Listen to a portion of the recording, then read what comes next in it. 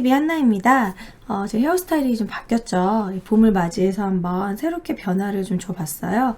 붙임머리를 했는데 오늘은 요즘에 계속 그 서양사 쪽을 했었잖아요. 그 전에는 마리 앙투아네트에 대해서 다뤘었고, 그리고 저번 주는 이제 그 사후 사진에 관해서 빅토리안 시대의 포스트 모르템 사후 사진에 대해서 다뤘었는데, 바로 오늘은 고려 시대로 넘어와서 오랜만에 화끈한 주제를 준비를 했습니다. 그 전에 제가 조선시대 연산군에 대해서 얘기를 했을 때, 정말 연산군의 그 폭색증, 막 그 성적으로 막 성욕을 못 참고, 막 그 성균관에 있는 유생들을 다 쫓아내고, 이제 전국에서 정말 예쁜 여자들을 막 데려와서 흥청이라 망청, 막 흥청이라고 이름을 짓고, 거기서 나온 뭐 흥청망청, 아무튼 그런 얘기를 했었어요. 그때도 참 많은 분들이 좋아해 주셨는데, 오늘은 연산군은 이제 아무것도 아닙니다. 진짜 연산군은 이분에 비하면 세 발의 피. 진짜 정말 역사 속에서 최고의 오명을 갖고 있는, 진짜 오명이라고 할 수 없죠. 최고의 최악의 별명을 갖고 있는, 오명은 아니죠. 억울한 죄니까. 역사 속 최악의 별명을 갖고 있는 강간왕. 바로 충혜왕에 대한 내용을 다루려고 합니다. 충혜왕. 충혜왕이라고 이름 들어보셨나요? 고려의 충혜왕. 일단 고려의 충혜왕, 충자가 들어간 걸로 봐서 원간섭기구나 이런 걸 알 수 있겠죠. 여러분들이 아시다시피 고려 말에 우리나라가 이제 몽골의 침입에 우리가 결국에는 항복을 하게 돼요. 막 강화도로 천도해가지고 열심히 끝까지 싸우지만 결국에는 이제 몽고에 우리가 이제 손을 들게 되고, 결국 원간섭기, 몽고가 원을 세우고 원나라에 이제 간섭을 받으면서 살게 됩니다. 그러면서 우리는 원나라의 사위, 원나라 공주의 사위가 되는 부마국이 돼버리는 거죠. 그래서 원나라에 충성한다는 의미의 충자가 왕의 이름에 붙어요. 그래서 막 충수광, 충렬왕, 막 충선왕, 우리가 오늘 배울 충혜왕 이런 식으로 충자가 계속 붙습니다. 그러다가 나중에 공민왕 때는 충자를 붙지 않죠. 공민왕은 그 충자를 거부하고 반원개혁을 한 왕이죠. 자, 근데 이제 공민왕은 좀 사실 공을 많이 세웠어요. 신돈을 통해서 전민병정동함을 통해서 권문세족의 불법적인 땅을 막 뺏기도 했고, 그렇게 공을 세웠던 공민왕의 친형이 희대의 최고 망나니 최고의 강간왕 충혜왕이었던 사실을 여러분 알고 계십니까? 그리고 여러분 충격적인 건 이 충혜왕은요, 기황후의 주진모가 바로 충혜왕의 기황후의 이 왕유로 나온 게 충혜왕이라는 거예요. 거기에 심양왕도 나오고, 그리고 기황후가 나오는 그 시기적으로 이 사람은 충혜왕이라는 거야. 되게 미화돼서 나왔다라는 거죠. 그래서 막 논란이 많았어요. 네. 그리고 이때 이제 왕유의 프로필을 보면은 이제 고려 말의 국왕, 세자 시절에 익소베어 건달들과 어울리는 방탕한 탕하로 왕실의 골칫덩이였다. 여기서는 충혜왕하고 약간 비슷하게 나오는 거죠. 하지만 사실은 자신을 견지하는 왕고를 속이기 위한 눈속임일 뿐이었다. 그러니까 이제 충혜왕의 그 방탕한 생활은 약간 눈속임이었다. 이런 식으로 이제 드라마에서는 표현을 한 거죠. 너무 미화했어요. 힘을 키우고 때를 기다리기 위해 몸을 바짝 낮추고 기다리던 중에 이제 그 하지원, 승량을 만나게 되는데 사랑을 빠지게 되죠. 타완을 죽이려는 음모에 휩싸이며 폐위를 당하고 이렇게 됐다. 이렇게 나오는데, 이 기황후에서는 왕유가 아주 그냥 세상 멋있는 남자로 나온단 말이죠. 근데 실제로 충혜왕은 여러분 전혀 그렇지 않았습니다. 제가 충혜왕에 대해서 이야기를 이제 풀어갈 건데, 정말 이런 망나니가 없구나. 어떻게 이런 짓을 할 수가 있지? 정말 최악이다. 욕이 나올 정도의 그런 망나니 짓을 하기 시작합니다. 우리 채팅창에서 충혜왕 사이즈도 왠지 컸을 듯 하는데, 충혜왕의 사이즈에 대한 기록은 일단 없는데요. 어쨌든 엄청나게 밝혔던, 예쁜 여자라면 너무너무 밝혔던, 그리고 예쁜 여자라면은 너도 할 것 없이 무조건 일단 이렇게 건드렸던 그런 왕이라는 거죠. 자, 일단 충혜왕의 그런 어린 시절부터 쭉 둘러보도록 하겠습니다. 충혜왕은 아무튼 기왕후에서 충혜왕을 막 긍정적으로 되게 멋지게 표현한 것에 대해서 역사적으로도 이건 너무 왜곡이 심하잖아. 아니 드라마에서 어느 정도 이제 좀 픽션과 논픽션은 이해를 하는데 너무 심하게 너무 미화했다 뭐 이런 것이 좀 되게 비판을 받았었어요. 어쨌든 기왕후가 또 되게 엄청나게 또 시청률을 올렸던 드라마 아닙니까? 그래서 학생들이 이거를 좀 오해할 수 있지 않을까 뭐 이러한 우려의 목소리가 있을 정도로 너무 미화를 했다라는 거. 자, 그러면은 어쨌든 기왕후의 충혜왕은 도대체 어떤 게 미화가 된 건지 그런 걸 얘기를 해보도록 할 건데, 충혜왕은 일단 충수광의 아들입니다. 충수광의 장남이고 어머니는 공원왕후의 소생인데 몽고식 이름은 보탑실리라고 해요. 이때 당시 이제 몽고의 이름을 보면은 실리로 끝나는 이름이 많아요. 그 기왕후에서도 타나실리 뭐 공주가 나오거든요. 어쨌든 그리고 우리가 알고 있는 유명한 공민왕이 바로 충혜왕의 동생입니다.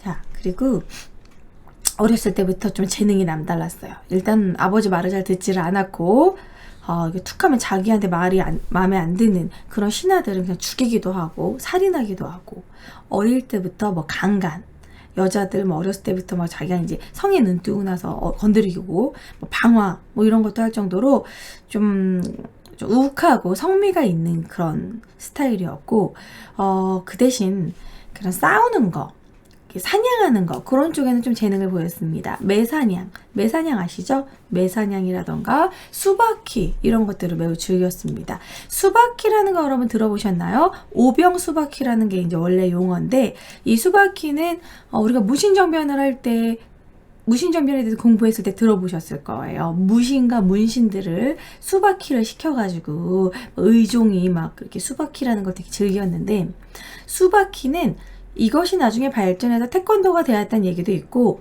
일단 씨름 복장으로 남자가 이렇게 팬티만 입고 싸우는 거예요. 씨름 복장으로 시작을 하는데 손바닥으로 사람을 이렇게 때려요. 푹푹푹 이렇게 때리는 거. 말 그대로 그냥 맞짱을 뜨는 거죠. 그냥 사람들이 약간 이게 여기서 스모가 왔다는 얘기도 있고, 아무튼 1대1 맞짱을 뜨는 이런 그런 싸움이에요. 수바키. 손을 보면 손을 크게 그렸죠. 손바닥으로 막 때리는 거. 그래서 이런 수바키를 이제 즐긴 거죠. 너랑 한 대 한번 싸워봐. 뭐 이런 식으로.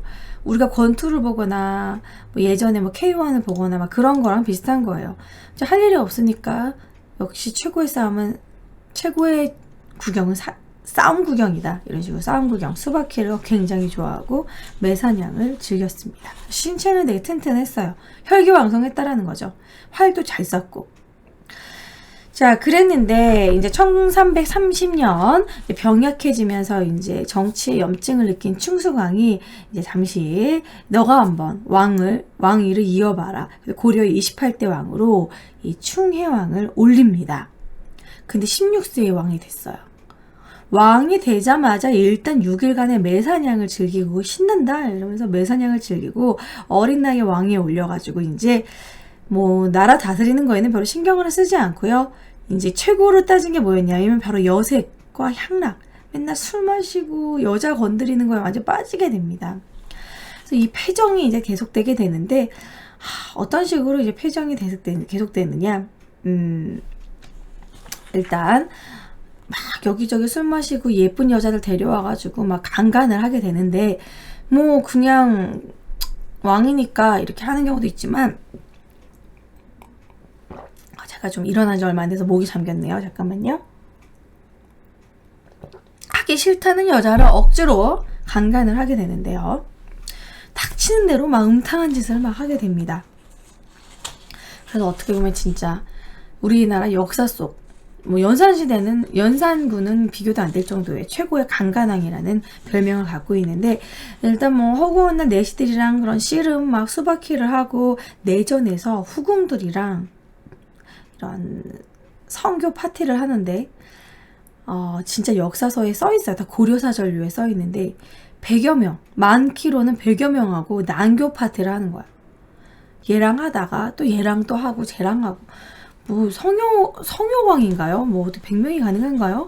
막 옷 벗고 막 난교 파티를 막 열고 술 마시고 취해가지고. 자, 그리고 어느 날 황간 최화상이 이런 식으로 슬쩍 이렇게 얘기를 합니다. 이제 추천을 해주는 거죠. 어디 예쁜 여자 없냐? 오늘은 심심하다. 막 그러면은 홍용의 둘째 부인 황씨가 정말 예쁘다는 소문이 있습니다. 이러는데 홍용의 둘째 부인 황씨는 그때 당시 절세미인으로 소문이 나가지고 홍용이 친척들한테도 안 보여주고 안방에만 이렇게 막 숨겨놓고 되게 예뻤다고 해요. 그래서 그럼 홍용이 집으로 가자. 남의 집, 그러니까 와이프인데도 가가지고. 그런데 중요한 게 뭐냐면요. 이 홍용이란 사람이 자기의 친어머니 공원왕후의 형제였어요. 그러니까 외숙모야, 그 황씨가.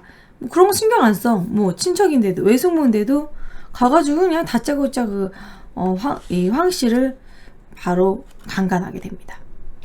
뭐 진짜 이런 식으로 막 나와 있고요. 그리고 그뿐만이 아니라 이어서 이때 당시 사람들은 왜 자기 아버지의 후궁들을 왜 건드리는지 모르겠어요. 그러니까 이제 왕이 되자마자 평소에 아버지한테 있었던 불만을 아버지의 여자들한테 이제 푸는 거죠. 아버지를 강간할 수는 없으니까. 그래서 아버지의 그 선왕의 후비, 그때 당시 충수강의 그 비였던 첩이라고 할 수 있겠죠. 후비였던 수비권 씨와 남 씨를 바로 이제 건드리게 됩니다.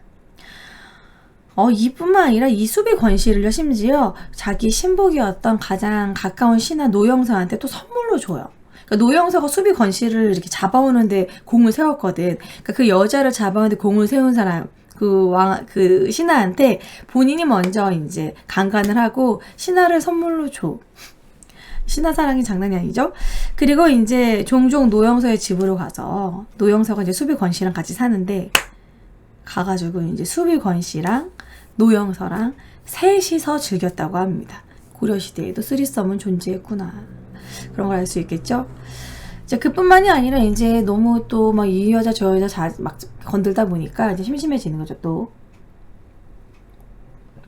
급기야는 원나라 공주까지 건드리게 돼요. 이때 평상시부터 경화공주라는 이제 원나라 공주가 있었는데, 원나라 혈통의 여자였어요. 경화공주를 위해서 잔치를 많이 벌여줬고 경화공주의 환심을 사기 위해서 많은 행동을 했기 때문에 이제 순순히 넘어오겠지 생각을 했는데 경화공주가 너무 완강히 저항을 하는 거야. 그리고 감히 나는 그 원나라의 공주인데 나까지 건드리다니 이러면서 막 엄청나게 반항을 하니까 충여왕이 자존심이 상했어. 그래서 신하들을 시켜가지고 손발을 붙잡게 하고 손발을 묶어버리고 결국 강간을 했어요. 억지로 어떻게든지 그냥 하는 거야. 한번 이제 삘 받으면은 막을 수가 없어.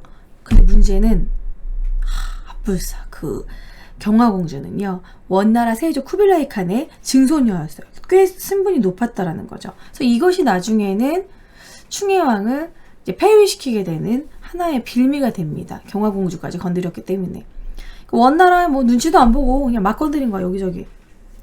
그래서 이제 경화공주가 이제 강간을 당하고 나서 막 수치심과 막 분통함 때문에 이것을 원 왕실에 본인이 강간당한 것에 대해서 이제 고발하려고 그 준비를 했는데 충해왕이 이걸 눈치채고 고발을 못하게 하려고. 이때 당시 고발을 하려면 이때는 뭐 핸드폰도 없고 이제 말을 이제 빨리빨리 타고 가가지고 이렇게 서찰을 전달하는데 마시장을 아예 문을 못 열게 했어요.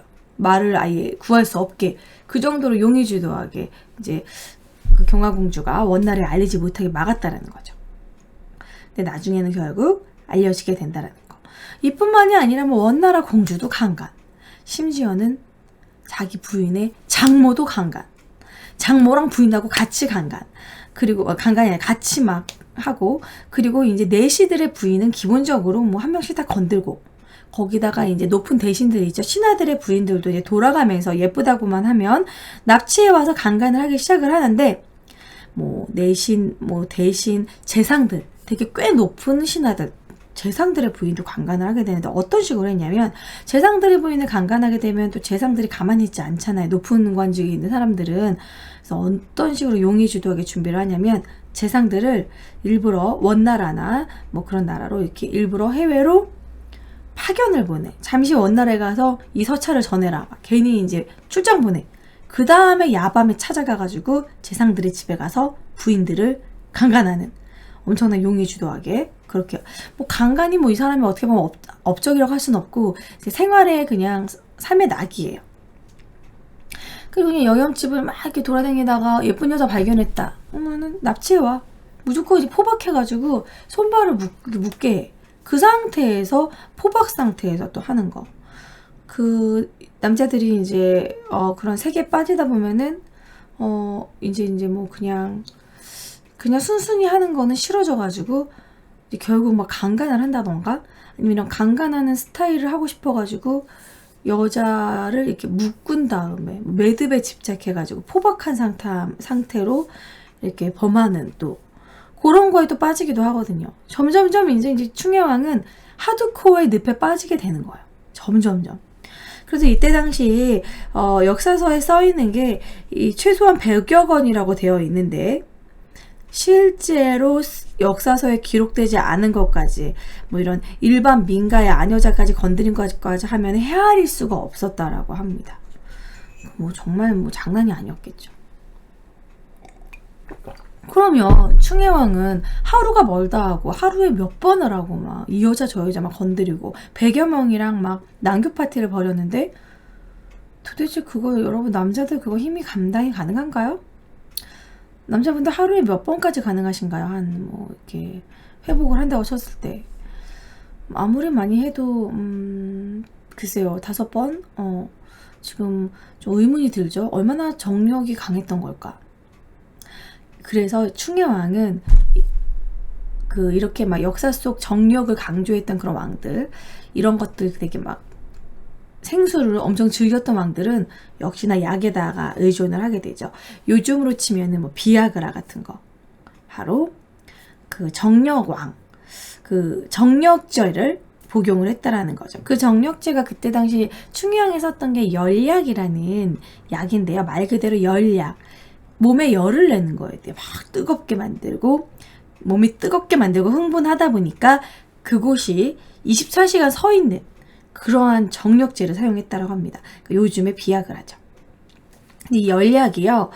몸을 뜨겁게 하고 막 생물을 왕성하게 하고 막 스태미나가 왕성하게 하는 약제인데 부자, 육계, 오수유, 뭐 건강 뭐 이런 게 들어간 약이라고 하는데요. 몸이 뜨겁게 하다 보니까 이제 막 계속해서 그곳이 이제 빨딱 그 스탠드업 되어 있고 계속 이 여자 저 여자 건들다 보니까 어떻게 설명을 해야 되지? 빌 받아서 하다 보니까 막 얘랑 하고 그걸 뭐 이렇게 깨끗이 씻고 또 얘랑 하고 또 씻고 나는 위생을 철저하게 이렇게 하는 게 아니라 막 여기저기 막 쑤시고 막 다니다 보니까 아무래도 비위생적이 되겠죠. 그리고 그때 당시에 여자들도 목욕을 자주 하고 깨끗한 상태가 아니었어요. 그러다 보니까 이제 아무래도 결국에는 성병에 걸리게 되는 거지. 그래서 그때 당시 성병, 충혜왕이 또 임질에 걸리게 됩니다. 그래서 충혜왕은 강간왕이면서 또 임질의 왕이라고, 고려의 임질을 퍼뜨리게 된 왕, 임질의 선두주자라고 합니다. 왜냐면 충혜왕이 임질이 걸린 상태에서 본인이 성병에 걸린 상태에서 또 여기저기 막 이 여자 저 여자 자기 시작하는 거야. 충혜왕이랑 잔 여자는 100% 다 임질에 걸리게 되는 거야. 성병은요 무조건 그 생수를 통해서 주로 걸리게 되거든요. 그래서 성병을 엄청나게 퍼뜨리게 되는데 난리가 나는 거예요. 그럼 이제 그 충혜왕이 이제 잔 여자가 임질에 걸렸어. 근데 그 여자는 몰랐는데 또 그 여자랑 이제 잔 남자는 또 임질에 걸리게 되는 거야. 그래가지고 이제 고려의 임질을 널리 퍼뜨리게 된 게 또 충혜왕이라고 합니다. 그 임질의 증상이요. 여러분 세종대왕도 임질에 걸렸다는 거 들어보셨나요? 뭐 임질이 아니라 약간의 그 요로결석일 거다라고 얘기도 하는데요. 세종대왕이 정확히 요로결석인지 임질인지는 사실 정확치 않습니다. 근데 그 모든 증상이 약간 임질과 가까웠고 조선시대에도 성왕도 임질에 걸렸고요. 조선시대에 임질에 걸린 왕들이 꽤 있어요. 그러니까 옛날에는 그 임질이라는 성병이 뭐야 되게 막 물라네 막 성병에 걸리다니 어떻게 세종대왕이 성병에 걸려 이런 식으로 생각할 것이 아니라 그때 당시 세종대왕도 꽤 정력왕이었어요. 아마 자식들이 한 20명 가까이 있었고 후궁이 정말 많았습니다. 그래서 자식이 되게 많았어요. 그것은 많은 후궁들과 잠자리를 했다는 것이고, 그렇기 위해서는 이제 이때 그 세종대왕이 정력을 위해서 먹었던 게 어디 고환이더라? 닭의 고환인가? 정력제로 먹었던 또 그 탕이 있어요. 고환탕 뭐 이런 거. 아, 누구의 고환이더라? 기억이 안 나네. 아무튼 그런 식으로 먹었다는 거죠. 그러다 보니까 왕들이 후궁들을 많이 맞이하고 막 그러다 보니까 이 사람 저 사람 이제 성관계가 물려내지고 임질은 자주 걸렸다라는 거죠. 네, 여러분 생방 맞고요. 지금 채팅창 소통을 너무 안 하니까 생방 맞냐고 막 질문을 많이 하시네요. 태조왕건도 부인이 되게 많은데 그런 성병에 관한 기록이 없냐고. 태조왕건은 아쉽게도 없는데요. 근데 이것을 못 쓰게 이렇게 삭제하려고 막 그런 걸 수도 있었을 거예요. 그런데 내가 생각하기에는 태조왕건의 부인이 많은 거는 태조왕건이 그런 쪽을 좋아해서 부인이 많기보다는 아무래도 호족들을 포섭하는 과정에서 이제 호족들이 말이 안 나오기 위한 결혼 정책이었지 막 성적으로 밝혀서 부인이 많은 부분은 아니었기 때문에 태조왕건은 그렇게 그런 생수에 엄청 꽂혀가지고 난잡하게 하지는 않지 않았나. 아이를 낳기 위해서 적당히 딱 그 합방일을 정해가지고 했지 막 난잡하게 하루에도 뭐 여러 명 막 여기저기 막 그렇게까지 하지는 않지 않았나 싶습니다. 제 생각에는. 약간 정략적인 그런 결혼이었다. 이렇게 생각하는 것이 좋지 않는구나. 자, 어쨌든 그런 임질은 그런데 그 임질을 퍼뜨린 게 충효왕이 아니냐 뭐 이런 얘기도 많아요. 그전에는 그렇게 역사 속에서 성병이라는 것이 그렇게 나오지 않았는데 임질이라는 것이 처음 나온 게 충효왕이었기 때문에 세종대왕도 임질에 걸린 것에 대해서 이제 부끄러운 거야. 충효왕이 워낙 그런 역사적으로 욕먹고 망나니로 표현됐기 때문에. 그래서 세종대왕을 딱 임질이라고 표현하지 않고 그거를 그런 증상만 이렇게 썼다라는 얘기도 있어요. 그래서 어쨌든 강간왕의 동시에 성병왕, 임질을 퍼뜨린 왕으로 유명하죠. 자, 그러면서 이제 충효왕은 이 왕성한 성욕을 퍼뜨리는 과정에서도 또 심지어 살인과 폭행도 마다하지 않았어요. 그러니까 이제 건달같이 살았다라는 거지. 자, 동석한 최원이라는 사람이 충효한테 솔깃한 또 얘기를 해요. 어디에 가면은 정말 예쁜 여자가 있다고 소문이 났다. 그래서 거기 예쁘다는 말만 들어도 충효왕은 막 성욕이 막 빨딱빨딱 막 장난 아니었어. 그래서 이제 찾아갔어요.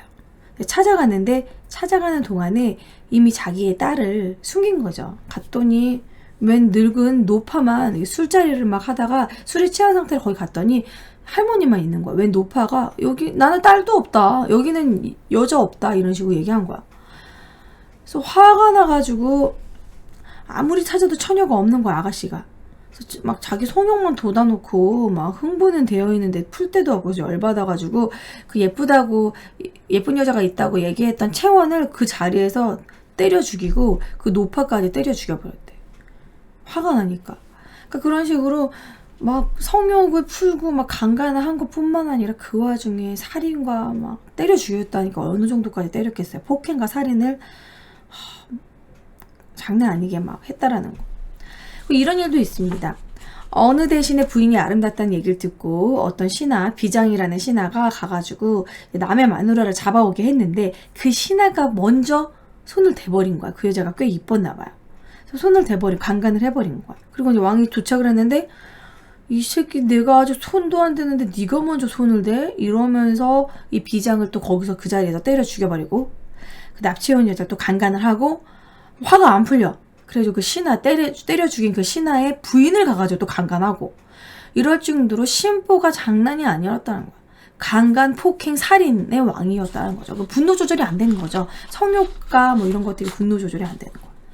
마음대로 막 범하고 살인하고 막 이랬다라는 거야. 그뿐만이 아닙니다. 또 사치스러운 것도 장난이 아니죠. 폐륜행위의 소문이 막 퍼지고 그리고 이때 당시 충효왕이 본인의 그런 향락과 사치와 향락에 돈을 대기 위해서 국고가 모자라는 거예요. 왜냐면 이때 당시는 많은 농장들 그 전에 고려의 전시과제도 이런 것들은 다 무너져 버렸고 권문세족들이 대농장을 경영하고 있었어요. 친원파 원나라한테 샬라샬라 하면서 막 원나라어를 잘하는 그런 역관이라던가 환관이라던가 이런 사람들이 원나라 세력을 등에 업고 이제 권력을 갖고 농장을 되게 많이 갖고 있었기 때문에 세금을 제대로 바친 사람들이 없어. 자기 땅으로 만들어 버리니까. 그래서 국가에 조금 세금이 좀 모자라. 그래서 이러한 막 여기저기 막 술자리 막 만들고 맨날 그런 사치와 향락을 부리려면 세금이 모자랐어요. 그래서 어떤 식으로 세금을 걷냐면 직세라고 해서 이런 방탕한 자기의 강간 라이프를 위한 직품 있는 사람들한테 세금을 걷는 데서 직세라는 걸 잠시 만들었어요. 그래서 여러 도에서 세금을 막 걷는데 갑자기 있지도 않은 세금 내라고 하는데 누가 웃으면서 세금을 내겠어요. 신하들이 막 거세게 반항했어. 웬 직세냐? 왜 세금을 걷냐? 근데 그 마을에 가면 그 마을에 그런 직위에 있는 사람들한테 직세를 받는 거야. 그래서 이 직세를 내기 싫어가지고 산으로 도피하는 사람들도 있었고 배 타고 도망가기도 하고 막 그랬었대요. 그래서 이 일로 경상도에 이제 벼슬이 있었던 한 가난한 집에서 벼슬은 있지만 자기네들도 가난한 거야. 직세를 낼 수가 없는 거예요. 그러다 보니까 그러면은 네 딸이라도 바쳐라. 응? 네 딸의 몸이라도 바쳐라. 막 이러니까 딸이 머리카락을 다 이렇게 팔아가지고 그 직세를 내고 아버지랑 너무 진짜 억울하다 이래가지고 목을 메어 자살한 사건도 벌어졌다고 해요. 그래서 그때 당시 잠시 직세를 또 이제 잠시 파기하지 않다가 나중에 또 결국 부활하게 되죠. 그리고 이제 자신의 그런 향락을 즐기기 위한 궁궐을 짓기 시작하는데 충의왕만의 그런 신궁을 짓기 시작하는데 돈이 모자라잖아요. 그러니까 이제 백성들을 강제 부역에 쓰게 돼. 백성들의 원성이 장난이 아니야. 여기저기 막 여자들 막 강간하고 다니지. 그리고 또 본인이 그런 강간을 하고 이제 술 먹기 위한 그런 공간을 뭐 지으려고 또 자기네들 노가다식으로 일을 시키지. 열을 받죠. 그러면서 이제 집을 짓는데 공사 현장을 막 직접 감독을 해. 저기 제대로 지어 말해서 감독을 하고 그리고 이제 궁궐이 완성돼가지고 노비가 이제 필요한데 신하들한테 이제 주변에 있는 그런 신하들한테 대놓고 야, 니네들 노비들 중에서 가장 예쁜 사람 2명씩 뽑아가지고 나한테 보내 이런 식으로 신하들의 노비까지 뺏었어요. 바치라고. 그 신하들이 뒤에서 세상 임금이 신하한테 노비를 달라는 법이 있냐고 이러면서 뒤에서 엄청 뒷담화를 하고 저놈의 남봉군 저거 언제 죽나 막 이런 식으로 막 귀신은 어디 있나 얘 이런 새끼 안 잡아가고 막 이런 식으로 뒤에서 엄청나게 뒷담화를 하고 있었다라는 거죠. 그래서 이때 당시 충의왕의 그런 악행이 얼마나 심했냐면 이러한 루머가 돌기 시작합니다. 충의왕의 신궁에 그 뭐랄까 고사를 지내는 식으로 이제 짓는데 거기에 어린아이를 잡아다가 주춧돌로 삼는다. 주춧돌 아래에다가 어린아이를 이렇게 묻고 그 궁전을 지었다. 막 그런 식의 소문이 있었어요. 그래가지고 막 흉흉하게 뭐야 충의왕이 어린아이를 막 사나이를 그냥 이렇게 그 막 하늘에 제사 지내는 식으로 이렇게 땅에다 묻고 그리고 주춧돌로 삼았대. 막 이런 소문이 날 정도로 뭐 백성들한테 신뢰감이 없었다라는 거죠. 막 그런 루머가 돌 정도로. 그래서 이제 안 되겠다. 충의왕을 이렇게 내비두면 안 되겠다. 그래서 그래가지고 얘를 죽이려고 막 이런 포악한 학정이 계속되니까 독살을 하려는 시도가 있었습니다. 이를 참지 못한 현우도라는 신하가 왕에게 독약을 먹여 죽이려고 했는데 실패했어요. 그래서 결국 발각이 돼서 사형에 처하게 되고 막 백성들의 원성이 막 장난이 아니고 막 이러다 보니까 결국에는 무너지게 되는데 그것이 바로 아까 강제로 강간당했던 경화공주 있잖아요. 그 경화공주가 결국에는 이제 몰래 그것을 말하게 됩니다. 원나라에다가 어떻게든 몰래 말하게 돼요. 그 전에 또 더 어이없는 또 얘기도 있어요. 이제 여러 가지 충의왕의 그런 간관뿐만 아니라 말도 안 되는 여러 가지 행동들이 있는데 제가 빼먹은 중에 이런 일도 있었습니다. 이제 매사냥을 되게 즐겼다고 했잖아요. 매사냥을 즐겼는데 산속에서 또 역시나 매사냥을 하다가 막 비둘기 같은 그런 새가 지나갔는데 비둘기가 막 아무리 해도 안 잡히는 거야. 근데 그 비둘기가 도망가다가 어느 절에 앉았어. 절 지붕에. 열받아가지고 그게 안 잡혀가지고 그 절을 아예 그냥 불을 질러버렸어. 비둘기를 못 잡은 게 화가 나서. 근데 그 절은 민천사라는 절인데, 그 민천사라는 그 절은 조부 충선왕의 그 어머니, 모후였던 제국대장 공주를 명복을 빌기 위해서 지었던 그런 자기의 그런 선조의 그 명복을 빌기 위해서 사찰했던 민천사를 불질러 버린 거예요. 아주 폐륜하죠, 폐륜한. 뭐 그런 것도 별 의미가 없었더라는 거죠. 자, 경화공주가 어떻게 이제 원나라한테 얘기를 꼬질렀느냐? 어떻게 꼬질릴 수 있었느냐? 어떻게 얘기를 할 수 있었냐면, 이때 막 여기저기 세금 걷고 뭐 이러다 보니까 그때 당시 신의주, 의주에 있는 그쪽 원나라의 접경지대에 살던 사람들이 심지어는 중국으로, 아니 원나라로 그냥 가버려요. 세금을 내지 않기 위해서. 그리고 이제 이때 당시 이제 너무 이제 2년 동안, 즉위 2년 동안 너무 방탕한 생활을 하니까 사람들이 원성이 심해가지고 잠시 원나라에서 그 충의왕을 데려갑니다. 너 도대체 어떤 행동을 한 거야? 그래서 원나라에 데려갔는데, 원나라에 가서도 충의왕은 그 버릇을 개 못 준다고 거기서도 맨날 술 마시고 정치에 신경도 안 쓰고. 그때 당시에 충의왕이 원나라에 가서 빠졌던 사람이 누구였냐면 또 위그르 여자한테 또 빠져가지고 맨날 그 여자랑 막 맨날 그 생수 맨날 눈 뜨면 맨날 그 여자랑 하고 이러니까 혀를 내두르고 그때 당시 원나라에서 이 충의왕을 뭐라고 불렀냐면 진짜 무례배, 그런 그 막 건달. 진실이라는데 따질 수는 없죠. 진실 맞아. 야, 자꾸 방송에 참여하지 마. 시리. 네, 제 아이폰의 시리예요. 진실이라고. 자, 근데 거기에 가가지고 이제 잠시 이제 원나라의 영경으로 소환을 했는데 위그르족 여인한테 막 빠져있고 맨날 방탕한 생활을 하니까 그때 당시에 뭐라고 불렀냐면 건달을 뜻하는 발피라고 불렀다고 합니다. 발피란 별명으로 기억하세요. 이따 퀴즈에 낼 거예요. 무례배, 발피 이런 식으로 그러니까 그 원나라에서도 충의왕을 완전 건달 아니야? 막 이런 식으로 얘기했다라는 거야. 그리고 충의왕이 그래도 상업에 능했다라는 부분은 좀 이따가 얘기를 할 거고요.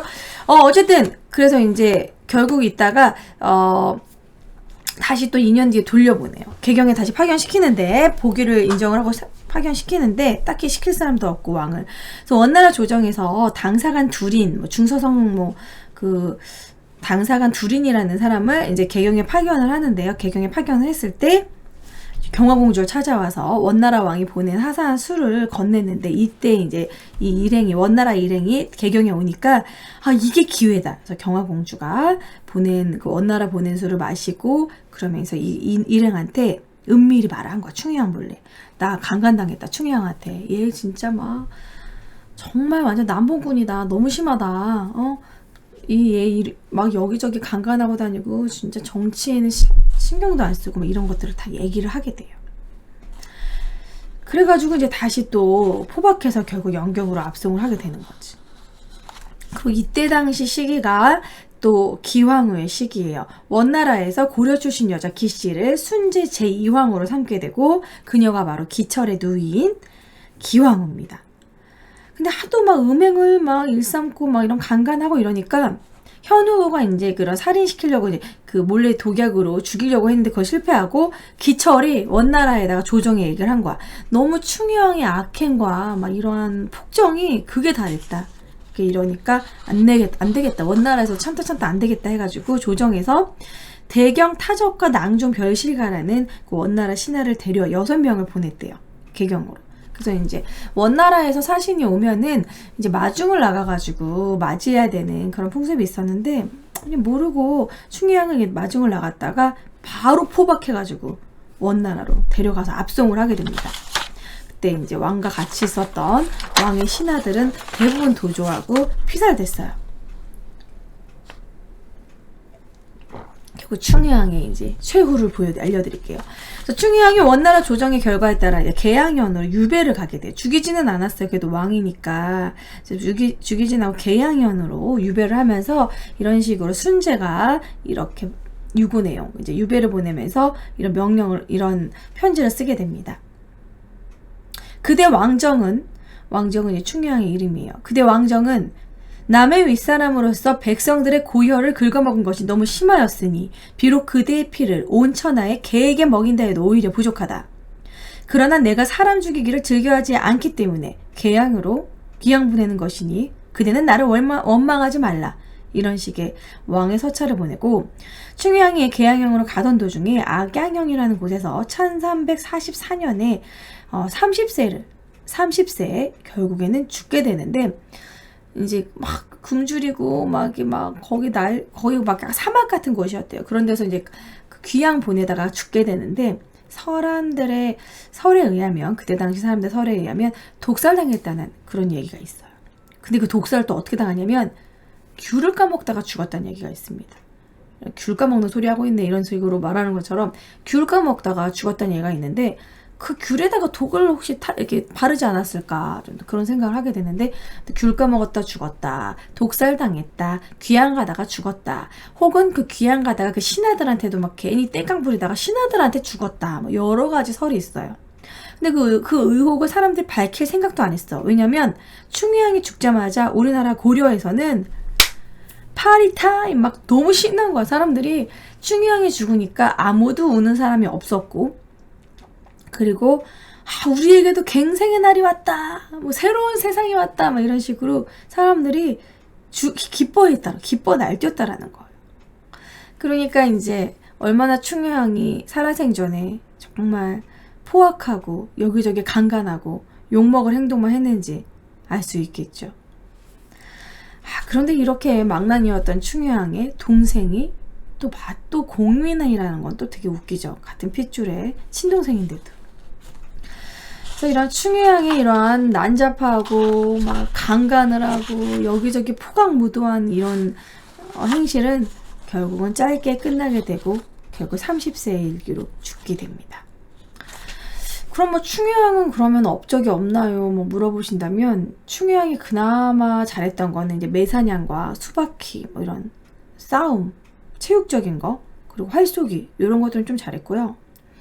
충유양이 그나마 좀 잘했던 건 총명했대요. 머리는 잘 돌아갔대요. 어떤 쪽에 머리가 잘 돌아갔냐면 돈 버는 머리.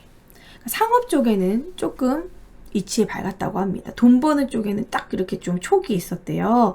그래가지고 사실 충유양이 딱 즉위하자마자 업적이라고 하면 너무 가치가 커가지고 고가화되어가지고 물가를 오르게 하는 은병이라는 게 있었는데 그거를 못 쓰게 하고, 그나마 좀 소은병을 통용하게 하고, 소금, 행정도감을 개편한 다음에 5도의 소금을 관리하는, 약간 소금을 전매하려고 했던 거죠. 소금을 관리하는 염장도감이라는 걸 설치해서 이런 소금 판매 같은 거에 이제 관여를 해서 돈을 좀 벌고, 뭐 원나라의 쌍성총관부 같은 뭐 쌍성, 요양, 심양 이런 것들이 있는 그런 고려인들을, 거기 갇혀있는 고려인들을 막 돌려줘라, 이런 식으로 정치에 참여를 조금 하려는 살짝 의지를 보이긴 했는데, 결국에는 정치에는 결국 신경을 쓰지 않고 사치양락 노는 데만 사용했다는 거죠. 자기 머리 사용하지 않고.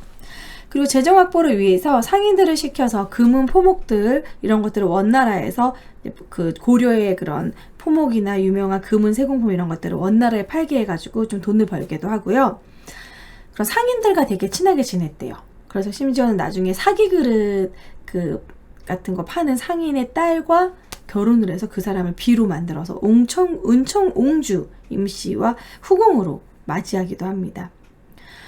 그뿐만 아니라 자기가 이제 이런 유흥생활을 하기 위한 돈을 만들기 위해서 의성고, 덕천고, 보흥고라는 이런 고라는 게 창고 고자거든요.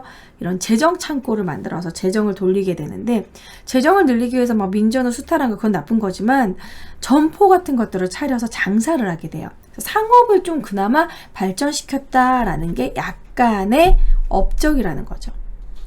그러니까 이제 민전을 막 뺏고 직세도 걷고 그랬지만, 그럼에도 불구하고 본인이 쓰는 사치와 향락에 돈이 모자랐기 때문에 상점을 뒀다라는 거야.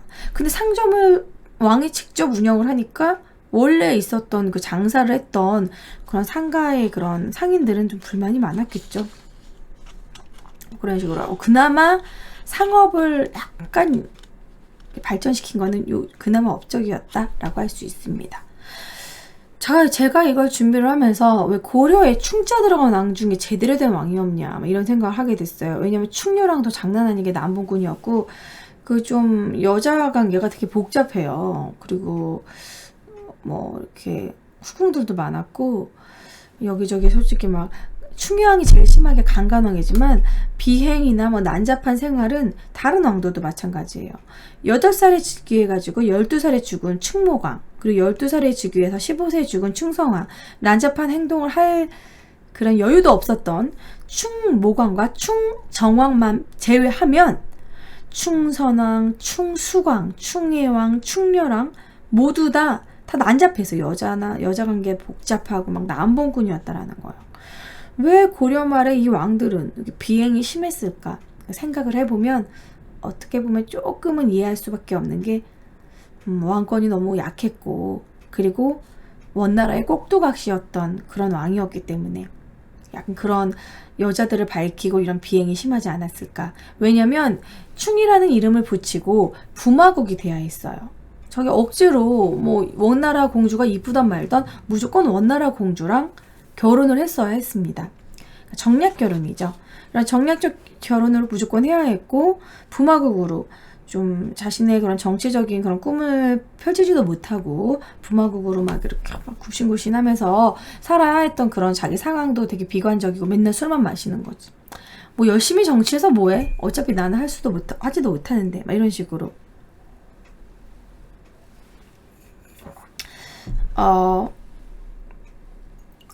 그리고 이제 자기의 왕권보다는 검문세족들이 훨씬 더 실세로 이렇게 권력을 갖고 있었고, 그리고 이제 언제 왕이 폐위될지 몰라. 원나라에서 마음에 안 들고 원나라에서 좀 마음에 안 든다? 그럼 바로 언제 폐위될지도 몰랐고, 그러다 보니까 그냥 뭐 에휴 대충 술이나 마시고 여자랑 막 잠이나 자고 막 인생 즐기면서 살자 이러면서 그냥 계속 그런 쪽에 집착을 하고 좀 왕들의 비행이 심하지 않았나 뭐 그렇게 좀 이해할 수 있다라는 부분입니다. 그래서 이런 충혜왕의 황혼무도는 이러한 배경에서 등장한 것인데, 그런데 해도 너무 심했다라는 결과죠. 적당히 뭐 여자들과 즐긴 것이 아니라 강간을 했다는 게 문제입니다. 강간과 살인과 폭행, 그리고 여기저기 포각하게 막 자기행을 막 했다라는 거. 제가 충혜왕의 사진을 안 보여드렸네요. 이게 이제 충혜왕의 그런 역사서를 통해서 그린 그림인데 뭔가 약간 느낌이 여기저기 이제 포각무도한 행동을 하고 강간을 저질렀을 것 같은 약간 그런 얼굴로 생겼죠? 충혜왕에 대해서는 제가 좀 뭐 사진자료를 뽑으려고 해도 별로 없더라고요.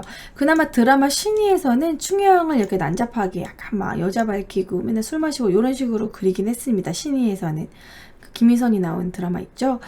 근데 이제 안타깝게도 기왕후에서는 왕유로, 주진모로 너무나 좋은 이미지로 충혜왕을 모티브로 했는데, 기왕후에서의 그 충혜왕은 사실과 너무 다르다는 거. 하지만 신의에서는 좀 제대로 다뤘고요. 실제 충혜왕의 초상화는 여기 남아 있습니다. 여러분, 충혜왕이 이런 난잡한 성생활, 강간왕, 임질왕, 성병왕 이렇게 이런 별명을 갖고 있는 충혜왕에 대해서 여러분 좀 어떻게 많이 파악이 되셨나요? 충혜왕이 이럴 정도로 정신 고삐 뿔린 망아지처럼 이러한 강간왕이었던 거 여러분 원래 알고 계셨나요? 저도 어느 정도는 알고 있었는데 구체적인 이러한 강간 라이프를 보면서 와, 장난 아니다. 진짜 색에 빠지면 사람이 허우적대고 이렇게 벗어나지를 못하는구나. 뭐 이런 식으로 좀 저도 좀 많은 걸 느꼈습니다. 자, 여러분들 오늘은 바로 역사 속 최고의 강간왕 충혜왕에 대해서 다뤘고요. 또 다음 시간에는 한나의 역사 스캔들 또 알차고 재미있는 그런 역사 속 이야기로 준비해 보도록 하겠습니다. 자, 오늘의 충혜왕 이야기는 여기까지 하고 마무리하도록 할게요. 여러분 즐거운 봄날 되시고요. 다음 시간 역사 스캔들 시간에 또 만나도록 할게요. 안녕.